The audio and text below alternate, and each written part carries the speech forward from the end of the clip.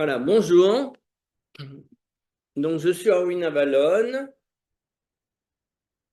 et je voulais aborder un sujet un peu délicat. Vous savez, ce genre de sujet qu'on aborde en sautillant, comme les petits moineaux là, qui sont devant une miette et qui se demandent s'ils vont arriver.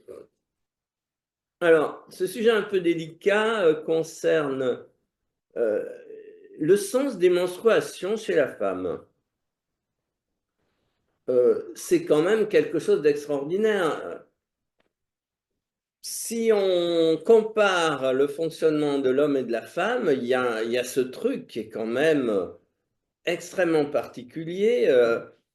Euh, la femme, par le biais des menstruations, à intervalles réguliers, subit une transformation dont l'homme n'a aucune idée. Et alors, ça, si vous voulez, quel est le sens de cette transformation? Alors, déjà, dans beaucoup de religions, la femme, durant cette période des menstruations, est considérée comme impure. Et donc, il y a tout un tas de choses qu'elle ne peut pas faire. Euh, et là, on peut se... Mais d'où vient cette impureté? En quoi est-ce qu'elle réside? Euh, Et en fait, une question amène à ouvrir une porte, et puis une autre porte, et ainsi de suite. Et on se retrouve dans un long corridor avec tout un tas de questions. Ah, ah, ah. Alors, cette, euh, cette évacuation du sang, déjà, nous ramène à l'importance du sang. Le sang, c'est l'outil de la transmission. Euh, En réalité, le sang, c'est de la lumière condensée. Donc, si vous voulez, dans le corps physique, la lumière solaire se transforme en sang. Et notre sang contient des niveaux d'information absolument inimaginables. Euh, Puisque si c'est de l'énergie solaire, eh bien le sang contient la mémoire du soleil. Qu'est-ce que le soleil par rapport à l'être humain? C'est peut-être le centre de sa conscience, puisque c'est le centre d'un système solaire. C'est peut-être le lieu où nous pouvons partir à la recherche de notre moi supérieur, que la psychologie jungienne appelle le soi. Bon, mais en tout cas, le sens, c'est un élément extrêmement important. Et il contient tous les niveaux de mémoire. Il y a un niveau de mémoire fondamental que véhicule le sens, c'est la mémoire émotionnelle. Et cette mémoire émotionnelle est extrêmement pesante. En fait, on peut dire qu'elle est douloureuse, puisque les émotions euh, très lourdes euh, que l'être humain véhicule, c'est ce qui produit la souffrance. Hein. Notre souffrance est le résultat de notre bagage émotionnel que tous les jours, à tous les moments de notre vie, nous sommes confrontés à des situations qui engendrent des tensions émotionnelles et génèrent la souffrance. Bon, déjà, euh, si nous considérons que l'objectif numéro un des menstruations, c'est de libérer la femme d'une certaine quantité de poids émotionnel, il est normal, vu que cette mémoire émotionnelle engendre la souffrance, il est normal que les menstruations soient douloureuses. Et, et peut-être qu'elles vont l'être davantage en fonction du niveau de sensibilité de la personne, en fonction de son exposition, de sa façon d'affronter son émotionnel. Bon, là, les recherches restent ouvertes et vraiment, il y a de quoi se poser des questions euh, et faire des études là-dessus. Donc, la femme, euh, mais pourquoi? Pourquoi est-ce que la femme doit subir, on va dire, avec autant de régularité, une mutation dans son corps physique?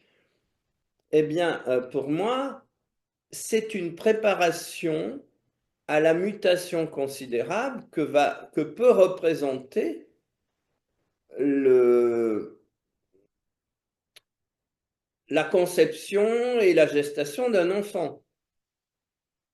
Et c'est d'ailleurs extrêmement intéressant que les menstruations s'arrêtent quand l'enfant apparaît. Donc, on peut dire qu'il y a un lien entre les deux choses. C'est comme si la menstruation, euh, c'est une mobilisation régulière euh, une purification régulière de la mémoire par le biais du sang. Euh, c'est comme, si vous voulez, c'est comme une digue dont régulièrement on libère une partie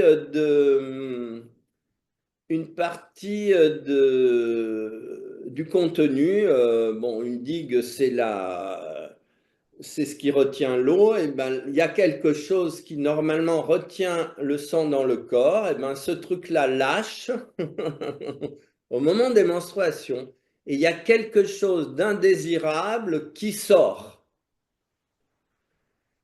Mais cette chose indésirable, c'est quelque chose, euh,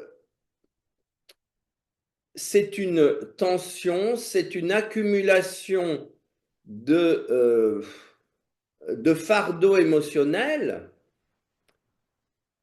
mais l'homme, lui, il le garde à l'intérieur. La femme s'en libère. Ok, elle se libère de quelque chose d'indésirable, de pesant, de lourd, mais l'homme, lui, le garde à l'intérieur. Donc, je dis ça parce que il ne s'agit pas que la femme se considère comme impure, il s'agit qu'elle considère que à l'intérieur d'elle se produit un travail de nettoyage et de purification qui concerne non seulement elle-même, mais toute la lignée ascendante, parce que le sang, c'est tous les ancêtres, pour permettre la libération d'une descendance. Voilà. Et donc, encore une fois, ce sur quoi je souhaitais appuyer, c'est qu'il ne s'agit pas, la femme n'est pas impure, elle libère des processus indispensables pour permettre que, pour, pour maintenir un mouvement de transformation régulière dans le corps qui est une préparation à la continuation de l'espèce. Voilà. Et ça, c'est fondamental d'incorporer, de comprendre cette différence. Et comme je le disais, euh, c'est une chance extraordinaire de pouvoir se dégager de ce que on va dire, les théologiens ont appelé des impuretés, mais qui ne sont rien d'autre qu'un excès de fardeau émotionnel que la femme a la chance de pouvoir déblayer. Et si vous voulez, ceci explique que la femme a beaucoup plus de facilité à aimer que l'homme.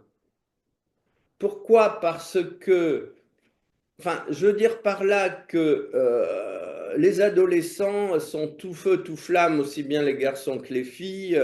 Ils sont capables de s'embraser, de voir la divinité dans l'amoureux ou l'amoureuse, dagadagada. Mais avec le temps, les hommes qui ont souffert sont de moins en moins capables d'aimer. Alors que les femmes, elles gardent, je trouve, cette flamme, cette capacité de rester amoureuse. Et ça, si vous voulez, c'est parce que la femme est régulièrement nettoyée de tout ce fatras émotionnel que tous les êtres humains se trimballent parce on nous apprend, on est incapable de communiquer. C'est absolument désespérant de voir à quel point, au niveau de l'expression, de la communication, les êtres humains sont restés des primitifs, même s'ils se croient extrêmement évolués. Et, et alors, la femme, grâce à ce nettoyage, peut garder la flamme de l'amour intacte, alors que le pauvre homme, il se ferme de plus en plus parce que comme il n'est pas capable de se dégager émotionnellement des coups reçus, eh ben, il se protège de plus en plus et pour se protéger, il se ferme et pour se fermer, il perd cette flamme merveilleuse de comment ça s'appelle cette petite flèche de Cupidon qui fait que on devient fou amoureux, voilà. Donc, et alors la ménopause, qui est aussi vécue comme une tragédie par beaucoup, la ménopause devrait être vécue comme justement, à partir du moment où on ne nettoie plus, où le corps ne nettoie plus pour nous, eh bien le moment est venu d'accéder euh, à un niveau de sagesse qui fait qu'on continue le travail de nettoyage, mais si le corps ne fait plus le travail, c'est que l'on a acquis normalement la sagesse suffisante pour le faire à sa place. Et donc, si vous voulez, la ménopause deviendrait l'équivalent d'un saut quantique, parce que là aussi, si vous voulez, tant que la femme a les menstruations, elle peut, elle est préparée à faire naître l'enfant à l'extérieur d'elle-même, mais dès lors qu'apparaît la ménopause, eh bien la femme peut se consacrer à la naissance de l'enfant divin à l'intérieur d'elle-même. Et si vous voulez, il, dans les, comment on appelle ça, dans les sociétés traditionnelles, eh bien, il y a toute une fête, une cérémonie qui est faite pour quand une enfant a ses premières menstruations. Et ça m'est arrivé une fois, j'étais au Pérou avec trois amis et une des amies avait sa fille qui a eu les premières menstruations, elle avait 13 ou 14 ans, pendant le voyage que nous faisions ensemble et on lui a fait une fête incroyable. On lui a taillé un bâton de pouvoir avec des plumes. On a fait quelque chose de très joli parce que elle entrait dans capacité de donner naissance à la vie dans le plan physique. Et la ménopause, pour moi, il devrait y avoir une grande fête au lieu de le prendre comme ah là là, je vieillis, quelle horreur. Non, tout a un sens merveilleux et c'est à nous, il est grand temps que l'être humain se réapproprie du sens de ce que sa propre existence lui transmet et qu'il est incapable de voir. Voilà, voilà, donc j'espère que cette petite causerie aura été utile. Merci de votre attention et n'oubliez pas de mettre un pouce en l'air et de faire des commentaires.